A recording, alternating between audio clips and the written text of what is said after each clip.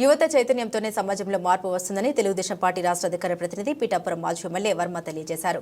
గొల్లప్రోలు మండలం చేబ్రోలు గ్రామంలో నూతనంగా ఏర్పడ్డ యువత సేవా సంఘాన్ని మాజీ ఎమ్మెల్యే వర్మ ప్రారంభించారు. సేవా సంఘానికి సంబంధించిన లోగోను కూడా మాజీ ఎమ్మెల్యే వర్మ చేతుల మీదుగా ఆవిష్కరించారు. అనంతరం ఆయన బ్లడ్ బ్యాంక్ ఆధ్వర్యంలో నిర్వహించిన బ్లడ్ బ్యాంకును మాజీ ఎమ్మెల్యే వర్మ చేతుల మీదుగా ప్రారంభించారు. ఈ సందర్భంగా రక్తదానం చేసిన యువకుల్ని మాజీ ఎమ్మెల్యే వర్మ అభినందించారు. ఈ కార్యక్రమంలో ఉల్వకాయల దేవేంద్రుడు, మల్లిపూడి వీరబాబు, లచ్చబాబు, యాదల రామకృష్ణ, పెండ్యాల అయ్యన్న, కొల్లు బాబురావు, బత్తుల శ్రీను, శ్రీరామ్ రమణ, అల్లం దొరబాబు, ఊరుగంటి పెద్దకాపు, దమ్ము చిన్న తదితరులు పాల్గొన్నారు.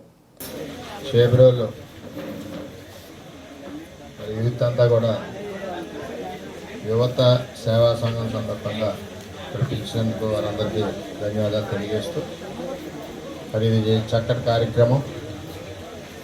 నేను మొన్ననే కాకినాడలో సతీష్ సేవా యువ సంఘం అని చెప్పి దానికి వెళ్ళాను. అది కూడా ఇలాగ స్టార్టింగ్లో కొద్దిమందితో స్టార్ట్ అయ్యి అలాగా జిల్లాల వ్యాప్తంగా పెరిగింది.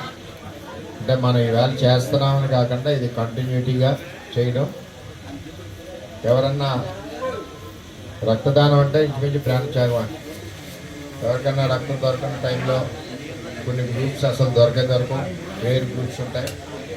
ఆ టైంలో మనం సహాయ సహకారాలు అందించడం వలన ఆ ప్రాణాన్ని నిలబెట్టినట్టు అవుతుంది. కాబట్టి మరి చక్కటి కార్యక్రమానికి ఏ విధమైన ప్రోత్సాహం కావాలని నేను కూడా ఎప్పుడు మేము మా నాయకులు ప్రోత్సహిస్తామని చెప్పి మీ అందరికీ తెలియజేసుకుంటూ మరి ఇదే మరి చనిపోయిన మన స్నేహితులని జ్ఞాపకార్థం అంటే మనం మర్చిపోతుంటాం.